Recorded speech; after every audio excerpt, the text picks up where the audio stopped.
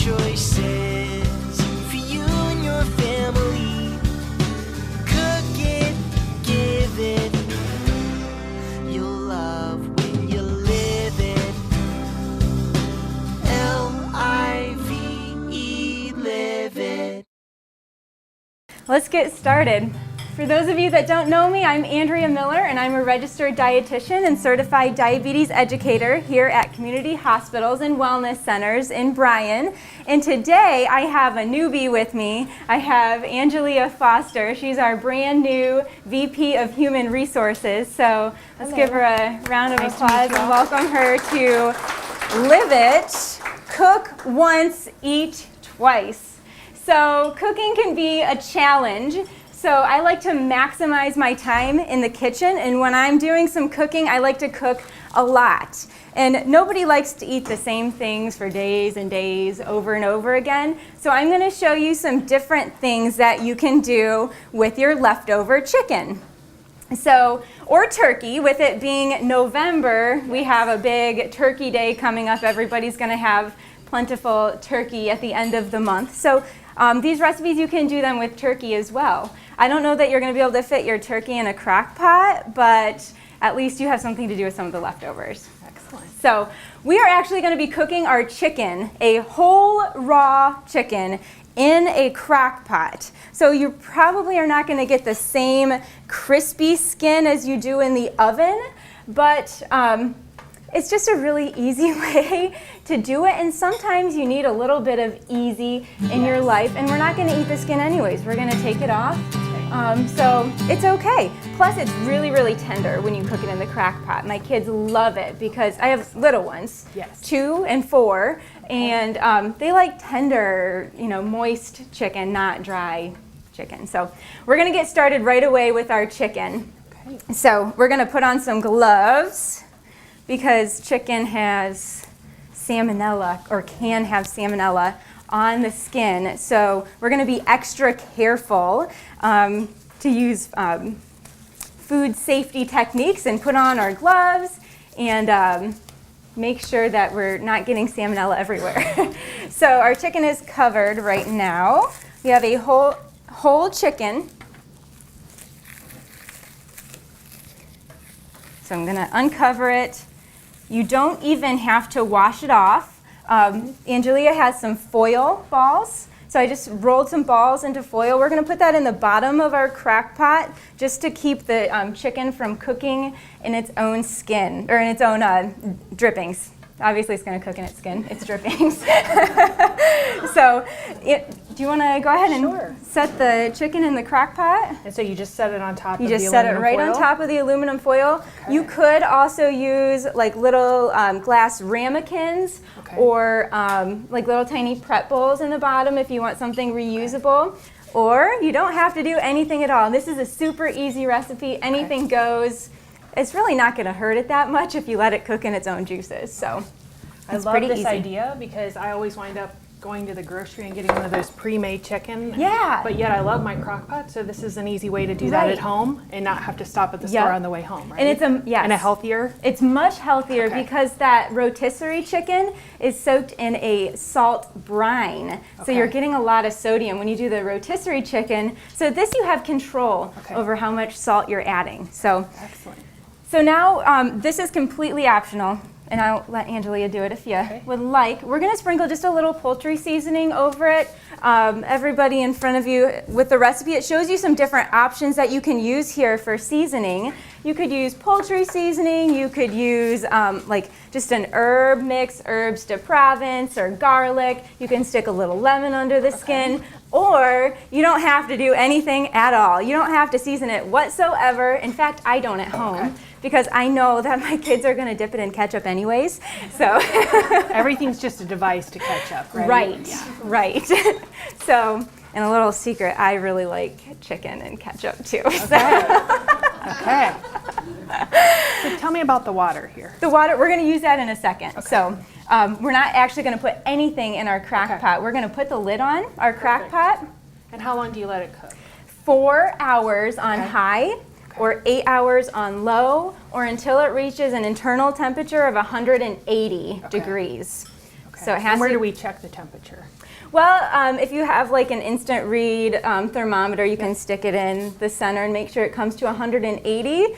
Or a visual guide, if it's falling off the bone, it's done. Okay. And that's how I like it. I like it to fall off the bone. It's a lot easier So, to manage. It is. Yep. So, Okay. and my least favorite thing in the kitchen is working with raw meat. I hate working with raw meat.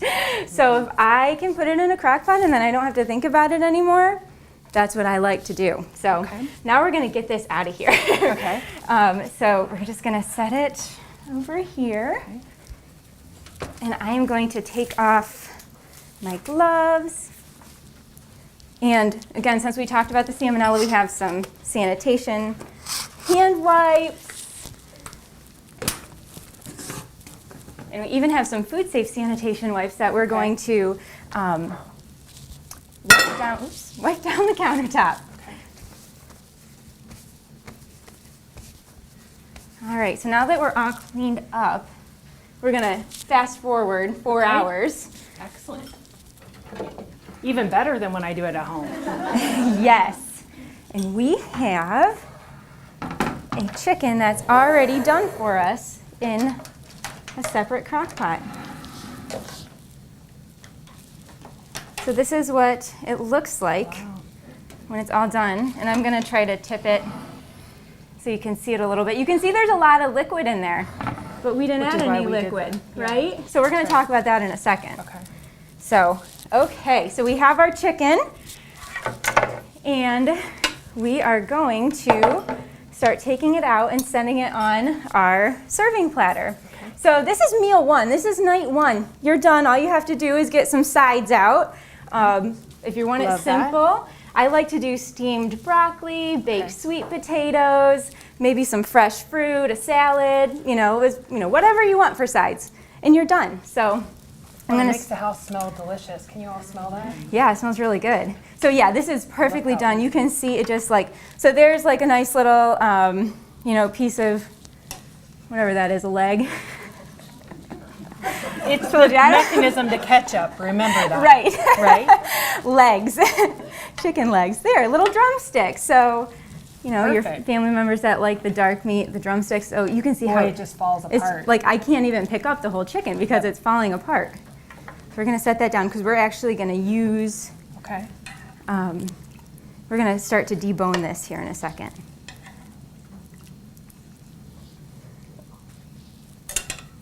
So there's like a nice, This was really simple. yeah. I could do this in the 5 minutes. That's as why I'm I walking out named the door, recipe right? the easiest crockpot chicken ever. That's awesome. So some of those little pieces over there, they're kind of funny looking. We're going to use those though.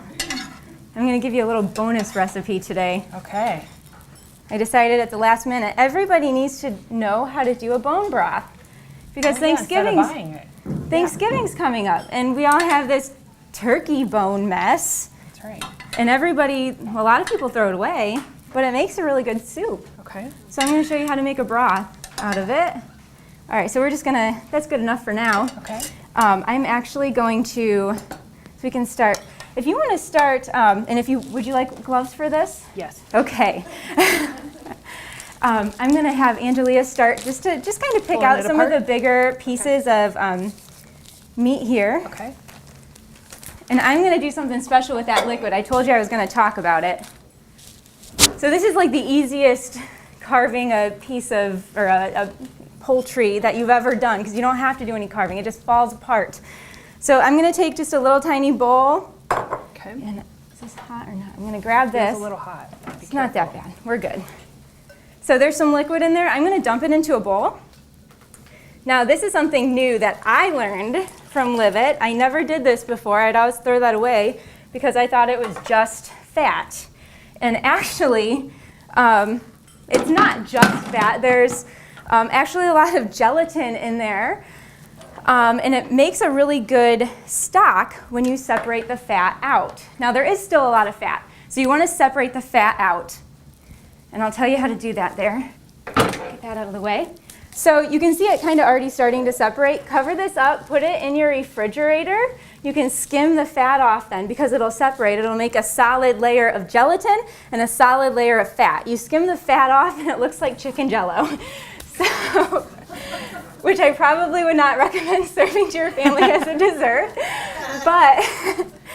But it's a really great addition to recipes like a pan sauce or a soup, a chicken noodle soup, which you have the recipe for the chicken noodle soup in front of you, a basic chicken noodle soup. I'm not going to do that today, but again, a simple chicken noodle soup, this is a great base for it. So that's it for that. You can. How long can you keep that? I would probably keep it for up to a week, but I'd imagine you could freeze it. Okay. So, excellent.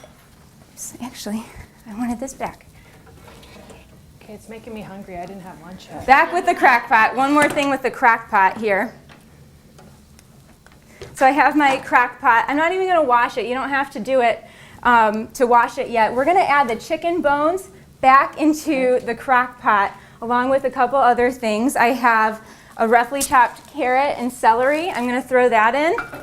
So again, you can do this the same night that you're serving. You want me to add this here? Yep, go ahead. Any chicken bones you can add right in there. Perfect. I have a couple garlic cloves. I'm not even going to peel them because you're going to strain this with a strainer. So I'm just going to smash them and toss them in because it's just adding flavor. I'm going to use a lemon, about a half a lemon. And I'm just going to squeeze a little bit of the juice in. And I'm just going to toss the lemon in there.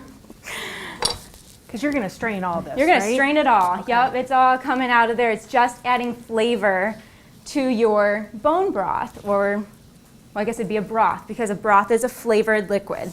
So a stock means it's just bones and it's completely unflavored. I actually learned that today, well, not today, but as I was doing research for this as well. I never knew the difference between a stock and a broth. Most people use them interchangeably, but there actually is a difference. We're going to use a little bit of onion as well. I'll set that over there. This is a huge onion. I'm just going to take a little bit of the outer layer off. I'm going to leave most of it on though. And I'm just going to kind of dice it up a little bit. And I'm going to throw that in there as well. Now the water. Okay. So we have our bones, we have some carrots, celery, onion, lemon. In place of the lemon, you can also use 2 tablespoons of apple cider vinegar, or my personal favorite, white wine. I much prefer the flavor of white wine in a bone broth. So and you just need a little bit, couple tablespoons, quarter cup or so. You can still serve it to your kids. The alcohol's going to cook off and just leave the flavor. And that's taking forever. We're going to try to get the top off here. But yet we get to drink it while we're cooking, right? Yes. Okay. Absolutely. Right. So yeah, get one that you don't mind drinking. I usually get a cheaper wine if I'm going to cook with it, but if you're going to drink the rest of the bottle, you might as well get something at least halfway decent. That's right. All right. How long do you let that cook? This? Good question. You have to let it cook for quite a while in your crock pot, at least 12 hours on low, up to 24 hours. So I'll just leave it overnight. I'll put everything in, get it going overnight, let it sit in there overnight. Sometime the next day I'll strain it. It might be after work. Okay. So I'll let it cook all day. Okay. Makes your house smell like chicken. I was going to say, it'll make you come home hungry, Yeah, right? the whole house smells like chicken. But then you just strain it off, and you can use it up to a week later, or you can freeze it for longer storage. So that looks great. I'm actually going to take, looks like we have some, so there's some like little pieces of bony stuff over here. Yep. Like Do anything. you use the skin? You can put the skin in there. Yep. So any pieces you don't think you're going to eat, you can just toss right in there. Perfect.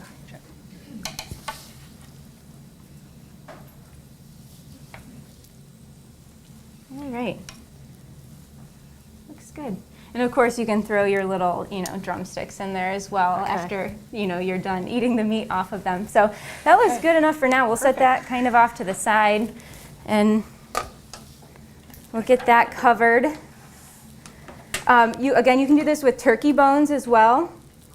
You're going to have a lot more turkey bones, so you might need to make a couple batches of bone broth for that. And you can freeze. You can freeze the bones if you're not ready to use them right away. So okay, we're going to get ready with our second meal here, or actually our third, because we kind of did the broth and talked about the soup. So we're going to get our casserole going. So our meat's done. That's cooked. We'll add that to our casserole. I have some water almost boiling here. We're going to get some pasta thrown in. Actually, even though it's not quite boiling yet, we are going to go ahead and throw it in. It was boiling a few minutes ago. So we need about 8 ounces of pasta. So this is a 12-ounce batch. So I'm just going to I'm going to eyeball it and try to leave about 4 ounces remaining. Maybe a tiny bit. Looks good. That would be why it's not boiling. It's not lit. There we go. Okay. These things are a little finicky sometimes. Okay. So our pasta is starting to cook, and now we're going to get started on the rest of the casserole. So I don't know if I mentioned it, actually. We're making a spinach artichoke casserole, which the first thing that comes to mind is the spinach artichoke dip. Everybody loves spinach artichoke dip, so this makes it into a meal. So we're going to get our vegetables going. And Angelia, would you like a cutting board? Sure. Here's your cutting board. We have a lot of stuff today. Yep.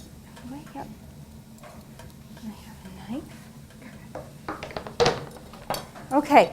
The original recipe only had onion in it, but we are going to use a little bit of zucchini as well. We just need about a half a cup of onion here. So I'm just going to take about a quarter of this onion and just dice it up real quick. And before I do that, I'm going to put a little bit of olive oil in our skillet. Give our onion a quick chop. You can either do it finely chopped or not so finely chopped. So that looks like about a half a cup. I have a dietitian's eye. I'm not going to measure. Okay. If you struggle with that, go ahead and measure. All right, and then we're going to use about a cup of the zucchini. So, Angelia, I'll have you help me cut the zucchini. I'll cut it in half. Give you half. Okay. So we're just going to cut it into like large, like sticks, kind of. Okay. So as I was prepping, my son last night gave me some facts around the food that we were making today. I'm convinced someday he'll be the next Food Network star. All right. And so he shared with me that, did you know zucchini really wasn't even in the United States until 1920s? Really? And it was Oopsies. Here we go. brought over from Italy. Wow. Yeah. 1920s from Italy. So, Yeah. well, that explains why it's in a lot of, Italian Yeah. dishes. And it's the name is zucca, Okay. which is squash, Okay. right? Yeah. You want this smaller? After I Maybe just a touched it. tiny bit smaller. Yeah. So bite size. Kind of like bite-sized pieces. A lot of stuff going here on and it told you it's finicky. They like to turn off on me. Safety mechanisms, right? That's right. Okay. So we have some onion. We're going to toss our zucchini in there.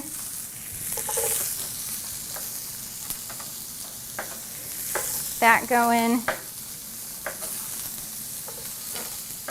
Again, about a cup of zucchini. And you keep the skin on, right? I do, yep.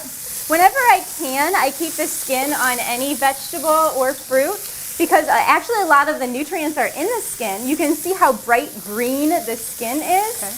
you know that if something is that bright green or that purple or that red, that it's a really good source of antioxidant phytonutrients. So, and fiber. Fiber is a big one. So keep the skin on to get more fiber. Okay. What else can I be doing for you? All right, so the next thing we are going to do is we're going to add some spinach. Okay. So I'm just using frozen spinach because it's easy, about anywhere from a 10 to 16 ounce package of frozen spinach. And it does say to get some of the water out of it. Okay. Let's see, we're going to go ahead and use our towel here. And I have another bowl. So I'm just going to lay my towel over the bowl and dump that in. And then if you want to try to squeeze some of the water out of that, we're going to... Pretty juicy. Yeah, it does have a lot of liquid. Now if you don't get it all out, that's okay. Maybe just cut back a tad on the milk that we're going to add. Okay. So this is a little bit of a healthier casserole. Most people, when they make a casserole, they add like a canned soup or, some type of, like a cream of mushroom or chicken or something like that soup. This doesn't have anything like that in it. We're starting with all fresh ingredients, so the sodium content is going to be much lower than what it would be. All right, so these are pretty tender, so we're just going to go ahead and we're going to dump the whole thing of spinach into our zucchini and onions and just kind of work that in until it's heated through.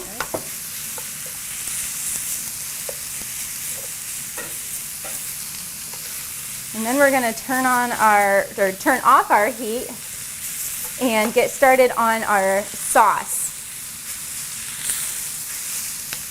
So lots of veggies, green veggies going into our casserole here. Spinach is so good for you. It would be under the category of leafy green vegetable, which we should all be eating more of. You look up what spinach contains, and it pretty much helps with everything. So you name it: skin, hair, bones, diabetes prevention, cancer prevention. It's good for all of that. So we should all be eating more leafy green vegetables, and this is a good way to sneak it in. Okay. So, and could you use kale? Yes, you could use kale. Absolutely. You could also use fresh spinach if you wanted. Okay. You just have to wilt it down a little bit longer. So I grow Swiss chard in my garden. Okay. I don't know if you're familiar with that, but it's kind of like a spinach, but it has a longer stem and it's a bigger leaf. Okay. And I have used that in it before as well, because why go buy spinach when I have an abundance of Swiss chard in my garden? So now you've told us all, we're going to come get some out of your garden. And it's still there. It survived the frost, wow. actually. So I'm just we're gonna test this and see if it's a little tender. Actually, that's probably good. And this is probably good. So I'm gonna turn my heat off there and my heat off here. And I have a strainer up here, so let's see. I'm going to carefully try to strain the pasta. That cooked really fast. It did. And actually, so it can be a little bit underdone because you're gonna let it soak in your sauce actually overnight. Okay. And it's going to absorb some liquid there, and then you're going to bake it again. So if it's too overdone, you're going to end up with mushy pasta. So I'd prefer on the side of being a little bit underdone in this first step. So actually, if you'd like, you can just go ahead and dump that back into the pot until we're ready to use it. And a little secret to keep it from sticking together, I'm just going to take a little bit of olive oil and put that in with the pasta. And we're going to stir it together until we're ready to put that into our casserole. Take this, we'll get that out of the way.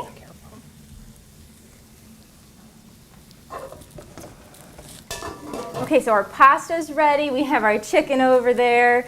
We have our vegetables already cooked. So now let's get started on this lovely lightened up sauce. Okay. So we have a cup and a quarter of milk. You can use any type of milk. This is probably skim. I'll let you open that up and dump it in. And I have 2 eggs, so I will do the correct way, and I'm going to crack them in a separate container here.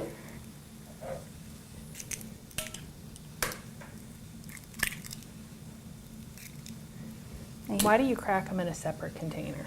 I crack them in a separate container because, well, the milk is white. So if I were to get a eggshell into my white eggs or my white milk, then I wouldn't be able to see it, so it'd be hard to get out. But now, I mean, the eggs are clear, so I could see if there was a shell in there. Okay. I've also heard that if you crack an egg into a separate bowl and you smell it or see that it's a bad egg, which I've never gotten a bad egg, so you can see that it's bad and you don't ruin the rest of your recipe. So perfect. We are going to dump that in, and then if you'd like to whisk, I'm gonna clean off my hands a little bit. And the egg is for binding, is that right? It will bind it all together, yep. And then we're gonna add a little bit of seasoning to that. I have some Italian seasoning. What does the recipe say, audience? How much Italian seasoning did we add? A teaspoon? All right, and then this is also a last minute addition. It's a pinch of cayenne pepper. Oh, yum. Just to kind of make it a tiny bit spicy. And then we're also gonna add just a tiny bit of salt and pepper, because there's really not that much salt in anything else that we're adding. So I'm just going to do a quarter of a teaspoon of salt. Now I always measure my salt because that can get out of hand. So, and then you can add as much pepper as you like, but I just did a quarter of a teaspoon as well. And then we're going to add 2 tablespoons of Parmesan cheese. So the recipe calls for a quarter of a cup. We're going to use the remainder of that here on our topping. So we're just going to use 2 tablespoons in there. All right, looking good. Yeah, I think so. Okay, so now our cheese. Okay. We have 2 cups. I'm actually going to measure this too, because this looks like a little more than 2 cups, but I could be wrong. You know what? And what kind Maybe of I'll cheese have is you it? Hold the. Absolutely. This is Colby Jack cheese. You could really experiment with several different cheeses. Mozzarella, I think, would go really well. Oh yeah. We'll do 2 heaping cups. Yeah, mozzarella, just plain Monterey Jack would go well. Like any Italian blend would be fine too. So. Because you can normally get kids to eat it if there's cheese involved. Yes. Right? Cheese or ketchup. Yeah. It's cheese and pasta. Just eat it. It's macaroni and cheese, right? Yes, exactly. Yes. Kids or husbands, that's correct. All right, so we have our cheese in there. It really thickened it up. It did. It thickened it. So we're going to add this is canned artichoke hearts. So we're going to add that in. Why not fresh artichokes? Has anybody ever tried to use fresh artichokes? I looked that up. I've done it once. No way. And an artichoke is big, and you can only eat a little bit of it. It comes from the thistle family, yeah, right? It does, yeah. And so my son was saying, Mom, that's probably not an easy thing to do fresh. Yeah, so when you do the whole artichoke, a lot of people like to take the leaves off and then they dip it in butter and then they scrape the meat off of the leaf, but then you have to throw the other part of the leaf away. And then there's like a choke on the inside and you have to scoop out that choke because that's not edible. And then you have the heart, which is what we're using here. So you would probably need like 10 artichokes to make this dish. So it would take a very significant amount of time, much longer, to make this recipe. Right? This is much easier. So yes, it adds a little bit of salt. I've never found them frozen in this area, but apparently you can buy frozen artichoke hearts. If you can find them, buy 10 of them. At Chief, really? Okay. Excellent. I have to look harder. Okay. So did you know that the artichokes for the United States are made in California? And that they actually consider themselves the artichoke capital of the world. California is the artichoke capital of the world. I told you that 14-year-old was after it last night. So you're kind of channeling, I feel like you're channeling Alton Brown a little bit. right? That's what Davis is like, yeah. Yeah. That's awesome. I love how our sous chefs bring different Right.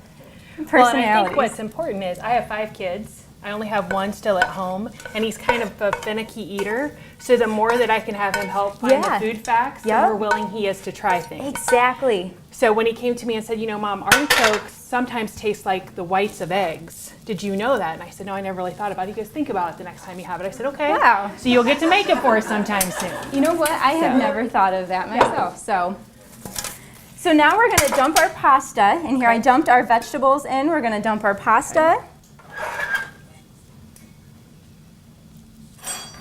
Might need a little help. There we go. Perfect. And then we're going to get a little chicken. And I'll just Okay. have you grab, well, let's see here. We are just going to take, you know what? It's pretty chopped. I'm not even going to measure. I'm just going to Okay. kind of, And you saw it just fell off. I didn't have Yeah. to do any real work, right? that looks good. Now, if it were my house, there wouldn't be this much white left, right? Right. We always tend to yeah. have dark meat left over, but Right. I think it would make it more flavorful You can, with yep. the dark meat. Yep. Okay. That's right. Use whatever meat you have. If you don't have a cooked chicken and you just want to use chicken breast, you can always dice that up and cook it. I would cook it before your onion and then add your onions in and Okay. follow the recipe like And I that. bet we could make a turkey breast in the crock pot like we did Yes. the chicken, Yep, right? yep, you totally could. So, Angelia, I will have you stir that Okay. up while I get our topping ready. Okay. Now, do you spray that pan? Put anything in that Yep, pan? we are going to do a little something to prep the pan a little bit. First, I am going to get our topping going. You need a tablespoon of butter. I'm going to turn the heat on there real quick, and we're just going to melt the butter down for a second. Okay. This comes together pretty quick, so. Okay, and now I don't use a lot of sprays in my house. I don't know why I stopped. Just seems like there's more stuff in it, so I'm just going to use some olive oil. Okay. And I'm going to take a paper towel, Okay. and I'm just going to spread that around my pan. That is already melting. It is.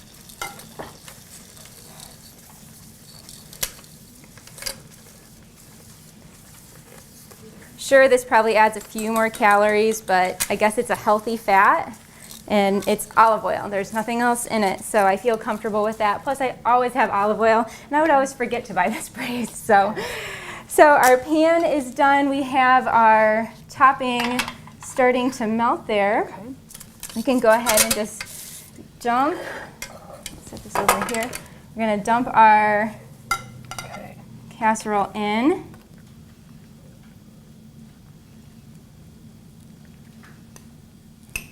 So I think when I saw the recipe, it looked like there was a lot of protein in this. Yeah, that there right? is quite a bit of protein because obviously the chicken is going to provide a good bit of protein, and then also pasta has quite a bit of protein in it too. Okay. So combined, But it also wasn't real carb heavy, right? not too bad. Yeah, I mean you would think because there's pasta in there that it would be, but you're only using 8 ounces and then you're spreading it out Okay. quite a bit. So it's not that bad, really. Perfect. So I think there's about 30 grams per serving, which would be, a good amount for a lady Okay.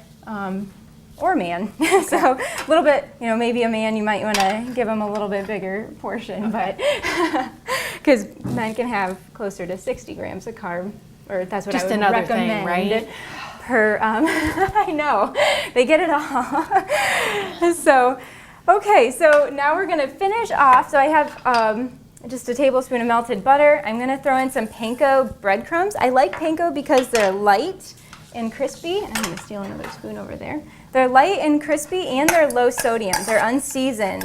At least most of them are. If they are seasoned, they are going to be higher in salt. But to start, they're generally unseasoned. And then I'm going to add a little bit of paprika and stir that up. And my Parmesan cheese. The rest of it, 2 tablespoons of Parmesan cheese. So actually, what you do next, you don't add your topping right away. You cover it You cover your casserole with foil Okay. and actually put it in your refrigerator first. So I would actually make this recipe the night before you want to eat it, and then it's kind of a quick get home from work, and then put it in the oven, Okay. and it is ready. So you cook it for 20 minutes Okay. in the oven, and then you take the foil off Okay. and put your topping on. So it's a pretty red topping, which is a nice Just more contrast color, with the green. This is a good for the Christmas season, actually. Yes. That red and green. Not that it's Christmas yet. We have to celebrate Thanksgiving. That's We had that discussion earlier. Although when you walk in the stores, Sure Right. seems like Christmas, doesn't this morning it? I hit Sirius Radio, the Love channel. It's already playing Oh, Christmas yeah. carols. So we skipped. Yeah. I'm not ready yet. Me either. Oh no. So after you put your topping on, you bake it for another 10 minutes or so until the topping gets, kind of crispy, and then it's ready to serve. So this, you could serve it just plain because pretty much all the food groups are represented Okay. in this meal, or except for fruit. So you could serve it with a nice fruit salad for dessert, or you can never go wrong with a second vegetable. So Okay. serve it with some extra veggies, some steamed something or other, Okay. asparagus, or that's kind of a spring vegetable, but Okay. whatever you want. So that's it. We've done definitely 2 meals here and given you some suggestions for a few more. Does anybody have any questions before we wrap up? I see a lot of clean plates. They must have liked it. How was the casserole, guys? Good. Good. Excellent. Yeah. You put the white wine in the broth. Mhm. What's the best, would you want the drier, the better? You would want a dryer because a sweet wine in that broth would, probably would be a little funny. So like a Chardonnay would be a good. Rieslings are often a little sweeter. I might go more the Chardonnay direction. I don't drink white wines very often, so Chardonnay's good. but Chardonnay would be dry. Yep. So, anything else? Thank you all so much for coming today, and thank you so much, Andrea, welcome. for Thank you. joining me and your fun facts Yes. about You're our welcome. veggies Thank you. today. Thanks.